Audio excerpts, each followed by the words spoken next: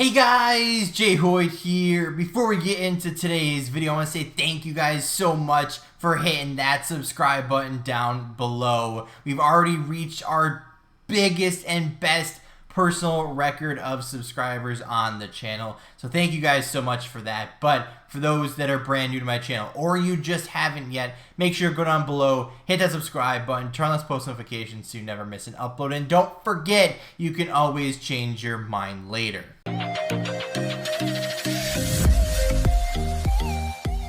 What's going on, guys? JHoyt back with you today. Welcome back to episode number 30. Yes, episode number 30 of our franchise mode with the Detroit Red Wings. Now we are back once again in the off season, once again after losing to those Buffalo Sabres. Now, here's the thing, right? Our team is going to be really similar to our team from this past year.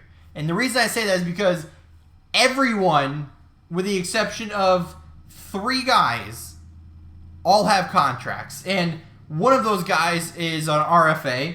2 of them are UFAs. One of them we might not be able to re-sign. So we'll have to get into the draft and see where everything takes us. Although I didn't mark it down, I don't think we have any retired players or coaches. If I do, sorry. But either way, let's get into the draft. I actually don't even remember what pick we have because it's been that long since I've actually recorded here. So projected picks you can't actually see. But we have the 8th overall pick, the 18th in the 2nd round, the 3rd round pick. So we have a 1st, a 2nd, a 3rd, and a 4th. But that's going to change because we're going to try to trade some penny UFAs, as well as we might try to get rid of some surplus defensemen that we have.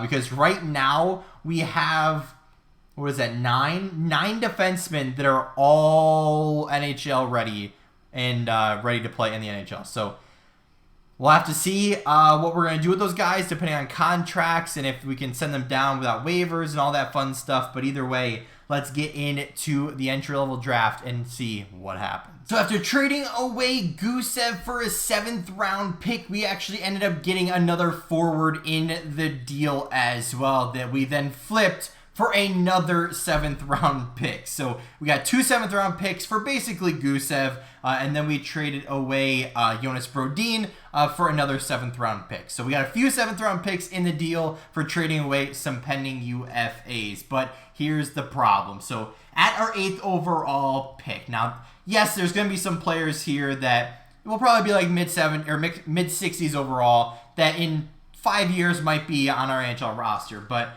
we're trying to win now, right? We don't have much time left in this franchise mode series. So we need to do something big, right? We need to get players that can help us win now. So unfortunately, I don't think these top 3 players are going to help us with that. So what I'm actually going to do is trade back. Something I don't think I've ever done. Well, no, I've definitely done it, but not a lot. I'm going to trade back probably 3 picks to the, what would it be, the 10th or 11th pick, and probably grab Lionel Wells here. He's got almost A's all the way across the board.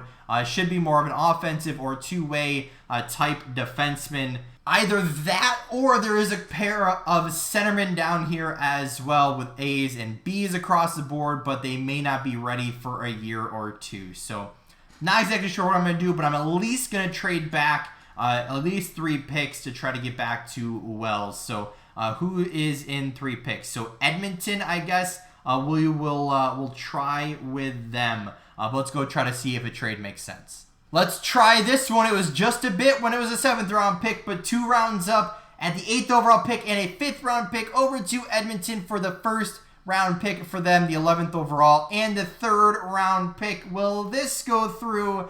And it does. It will never make sense to me how 2 7th round picks isn't just a bit, or if we sweeten the pot just a little, that indicates a 7th round pick to me, but apparently not. But it ends up working out for us, but let's go get with our new pick and see if we missed out on anything.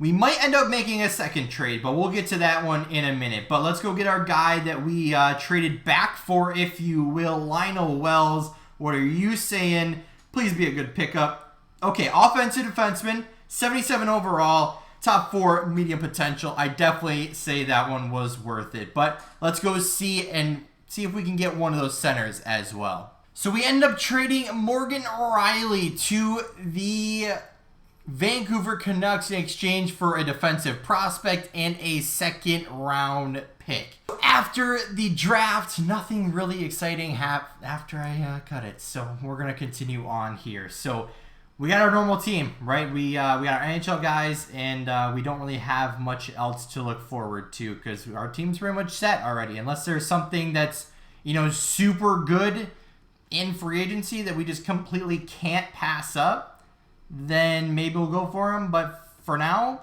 I'm going to keep going with the guys we got, right? We have a really good group right now. We have a good young group, and I'm pretty happy with it. So let's see what guys we actually need to re-sign. Barron, of course, but you also want a massive deal. Let's see if we can knock down that money a little bit, and maybe I'd be willing to sign you for that long, because I want to also keep eyes on our cap space, I should say. Because after trading Riley, that did free up a good majority of the cap space that we desperately needed. So we have to look out for that one. But as we look down here, everyone's kind of signed already. Like I said, we'll take care of the AHL guys later. But Rez is kind of the only other one we really have to deal with. And what do we want to give him for a contract? That's the real question. So if we send him a qualifying offer, he gets sent, I think it's a $3.85 million. I think that's what we signed him for last year.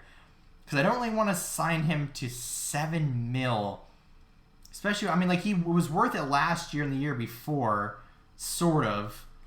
But, also we have Zanetti right on his trail as a low franchise. So maybe we'll send him the qualifying offer and see where we go from there. But then we'll also keep Pisani down here as well. And then, of course, we actually found a goaltender, I think it was 2 years ago now, that is also waiting down here. But we have 5 goalies there. So let's sign the rest of our AHL guys and see what's in free agency. Like I said at the start of the re-sign stage, not much is going to change, right? We've only offered, I think, 1 contract that isn't our RFAs. And there's not much else. Unfortunately, it's going to be a relatively boring offseason. So we did offer Scott Lawton a contract, a 1-year, $1 million to kind of fight for that 4th line, but it looks like he doesn't even want to do that. But we're going to go try to re-sign or sign him and see what else we can get into. So here we are at the start of the preseason, and it doesn't really look much different, right? It was just kind of re-sign the pieces that we need and kind of keep the same team because it worked last year.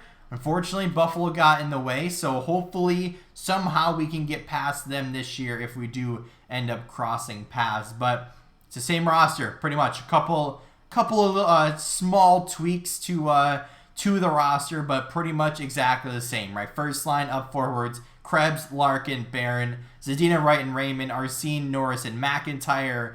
We have Verhaeghe back, Reese is back, and we have a new guy, Owens.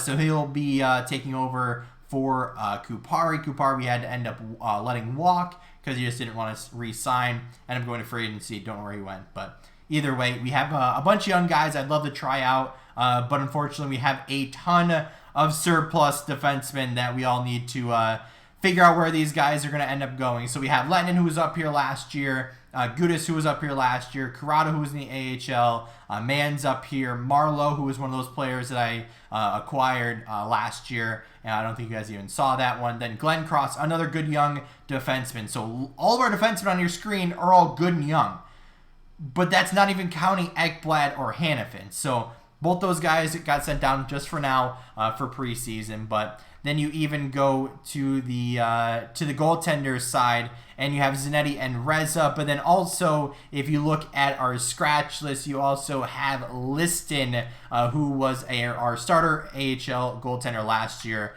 as well as a couple of extra forwards that will mix in and out of the lineup. But it's going to be a good one, right? These good young players are starting to come in. They're starting to attempt to take over, and we're going to have to do something, either trade them away, try to get, good young players again and kind of keep rotating them through and seeing who sticks, or, you know, depending on what we want to do. It's just, I don't know. We've got a lot of good young players I don't know what to do with. So either way, that's going to be our starting roster for the preseason. Like I said, we have some other guys that will be rotating in and out. And of course, next video we'll be starting the regular season with our brand new roster. But it might not look much different from where it is now. But anyway, guys, that's going to be it for today's video. If you did enjoy, hit that like button down below if you haven't yet, or if you're brand new here, make sure you subscribe, turn those post notifications on so you never miss an upload, and don't forget,